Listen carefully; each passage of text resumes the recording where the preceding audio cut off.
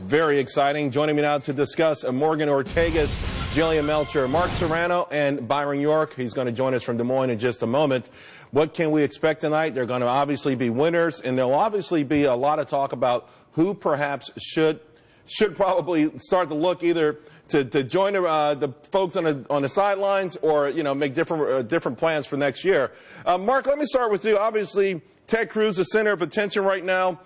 You just heard Blake Berman say he's had to prepare differently. He knows he's going to be at the center of a lot of slings and arrows. By the same token, though, who's he going to focus on? Well, he's going to focus on himself, frankly, and Donald Trump. You know, what's going to happen tonight, Charles, I think, is we're going to see a melee.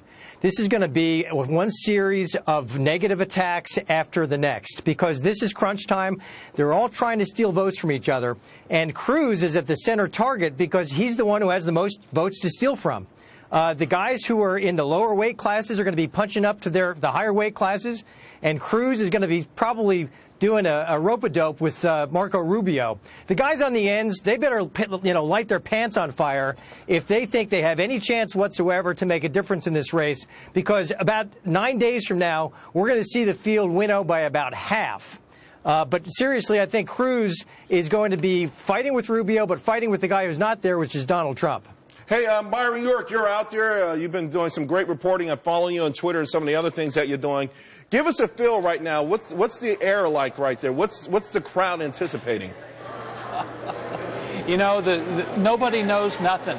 It's really kind of very interesting about here. You're in Brooklyn? There is so much speculation, you would not believe it. I mean, some people think Donald Trump's going to show up right before the debate, or maybe he'll show up in the spin room afterwards. I mean, so much talk is about Trump.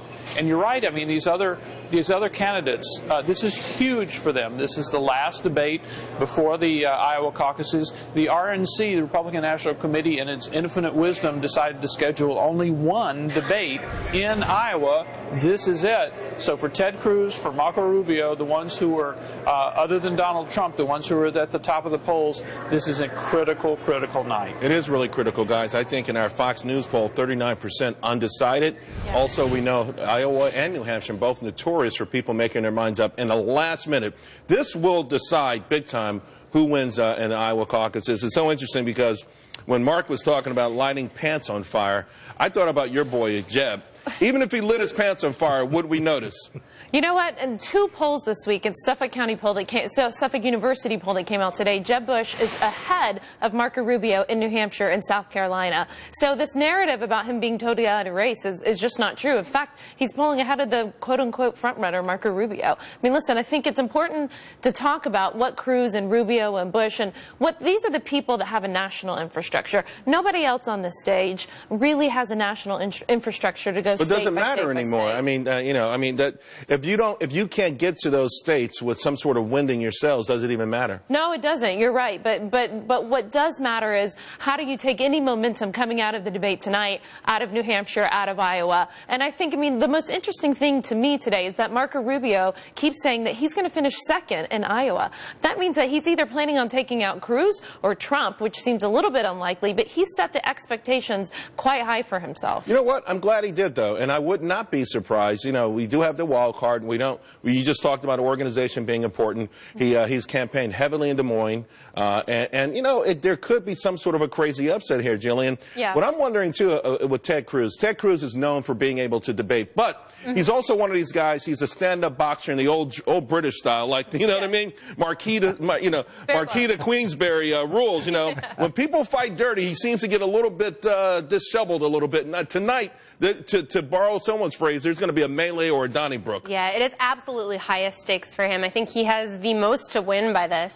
Finally, he gets a word in edgewise with Trump. But he's also got the most to lose because everyone's going to be picking on him. I think the absolute winner of this, beyond Megyn Kelly, is Marco Rubio, because he's got a chance to make a strong showing, go after Cruz, and also play up his anti-establishment credentials. I don't think that gets talked about enough. Mark, let's talk about this topic. Blake Berman brought it up. The topics that dominate immigration. I think maybe you'll see him come out quick and fast on that. How should that play out? Well, I think the issues will be driven largely, Charles, by the attacks. So each of the candidates, I think, will attack others based on their records. So immigration will be absolutely first and foremost. I would say trade is a part of that, probably taxes. You know, I would look at those, and then probably more of the social issues, such as, Planned Parenthood and votes that have taken place there. I mean, if you take a look at the congressional vote of the most recent budget, that fully funded Planned Parenthood. It fully funded immigration for Barack Obama and Syrian refugees. So I think those issues are the ones where will be the greatest concentration. But again, it'll be largely through the prism of negative attacks, because this is how you steal votes. Just like negative ads do, negative attacks on that stage will set the tone for the debate, and they will also drive those issues. But I would pick immigration, trade, I would say taxes, and then to some degree social issues, because they all are fighting very vigorously over the evangelical vote, which is interestingly very split this time. 2012, Santorum really had a lock on the evangelical vote. Ironically, this time it's very evenly split, particularly between Cruz and Trump, but then Huckabee and Carson are also very strong with that vote block as well. I think another thing that's really going to get talked about a lot is national security. That's the key one. And for that reason, I am so glad that Rand Paul made this debate. He's not going to win, but he is so helpful for drawing out the contrasts and the divisions within the Republican Party, really forcing people to clarify what they believe. Huge issue. I'm thrilled he's on stage. And I think that's going to be the fight of the night, actually. I totally agree with you about Rand Paul. I think everyone thinks that Marco Rubio and Cruz are going to go at it. I'm sure they will. But Rand Paul knows that Cruz has been taking away from his base, from his voters for quite some time. Rand Paul has been hitting Cruz on the campaign trail. I predict the fight of the night is going to end up being between those two. And Rand Paul is, I don't agree with him on much, but he's a good debater. Oh, he's formidable. Oh, well, yeah, Cruz, that'll be foolish for Cruz to engage in that fight.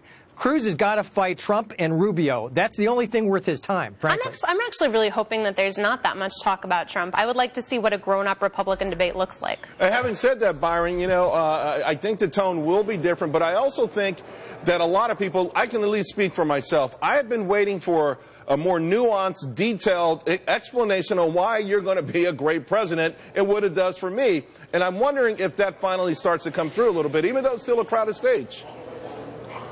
Well, both the Cruz campaign and the Rubio campaign see this as an opportunity because they don't have the enormous presence of Donald Trump here. And remember, in the past, Trump has not really set these debates on fire. He's just not that great in the setting.